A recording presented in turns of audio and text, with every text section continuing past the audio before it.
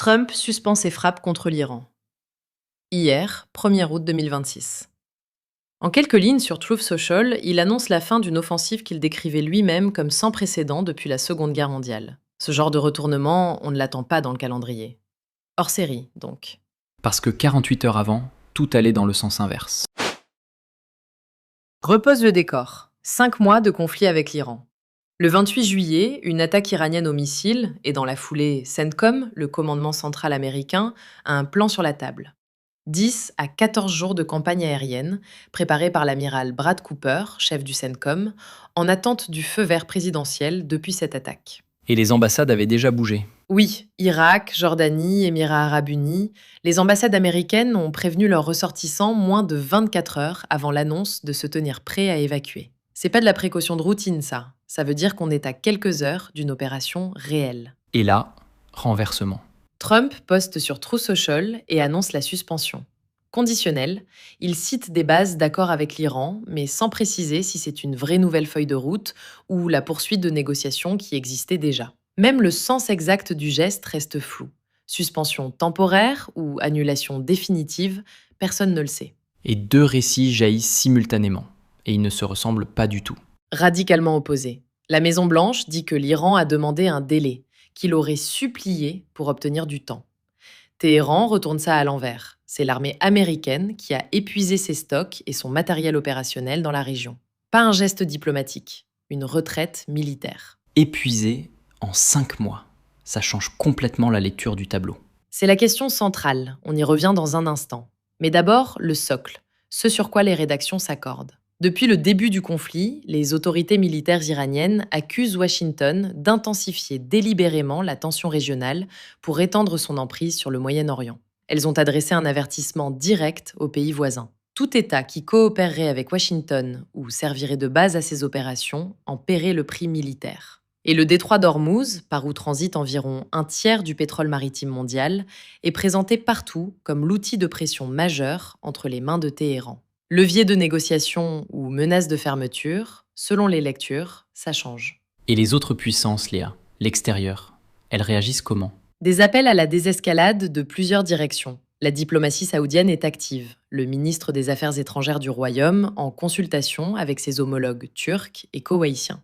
Côté russe, des appels publics à arrêter les frappes militaires et à rouvrir les négociations. Ce contexte-là, la région sous tension, les voisins qui tentent de contenir, là-dessus, les grandes rédactions ne se disputent pas.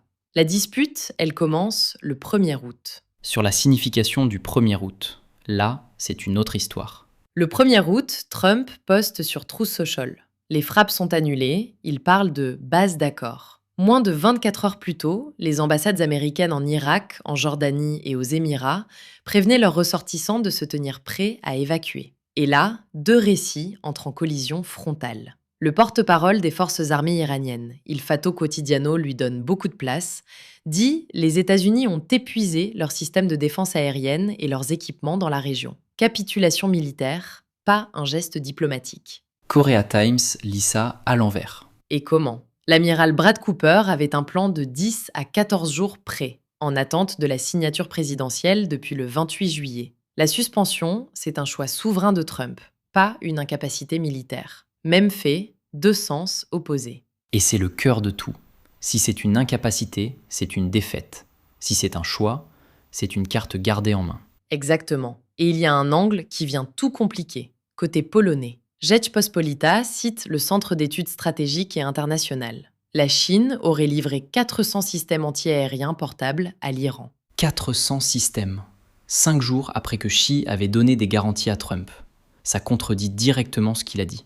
Et le Global Times, média d'État chinois, n'en souffle mot. Zhu Yongbiao, directeur du Centre d'études afghanes de l'université de Lanzhou, y analyse le conflit comme un décalage structurel entre ambition et capacités américaines. Cadrage sobre, stratégique, et la Chine absente du tableau. C'est frappant. Les médias qui ont le plus à gagner à documenter l'épuisement américain passent sous silence ce qui aurait alimenté cet épuisement. Et ça nous mène à la troisième fracture, l'accord lui-même. Qu'est-ce que Trump a réellement annoncé ? Eldiario.es le dit clairement.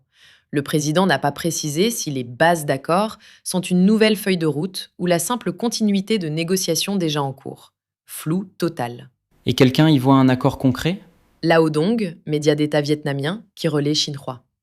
Il présente ça comme un engagement multilatéral. Israël se serait joint à la démarche américaine. Pas d'ambiguïté, une direction. Et pourtant, un autre titre vietnamien, Toi Tre News, notait que le libellé même du poste présidentiel restait flou. Report ou annulation définitive, impossible à trancher. Deux lectures du même poste Trouve social. Selon où tu lis, tu sors avec « on a évité la guerre » ou « on ne sait toujours pas ce qu'on a signé ». Il y a aussi un clivage de fond dans le vocabulaire lui-même. Al-Manar cadre dans un registre de résistance idéologique. L'entité sioniste, les ressources des pays musulmans utilisées comme boucliers. Amshari Online reste sur l'analyse stratégique, les calculs de Téhéran, l'écart entre ambition et capacité américaine.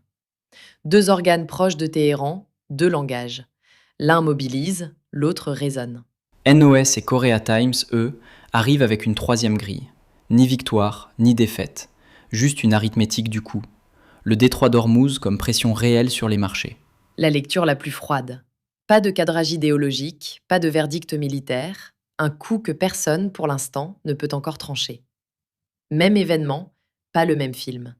Victoire pour certains, retraite pour d'autres, et pour quelques rédactions, juste une arithmétique du coup que personne ne peut encore trancher. On a mis ces lectures face à face. Les sources sont toutes sur glucose.press. À vous de juger. Et pour ne rater ni les prochains hors-série, ni les rendez-vous réguliers de Glucose, abonnez-vous. Ça prend 10 secondes. On se retrouve très vite.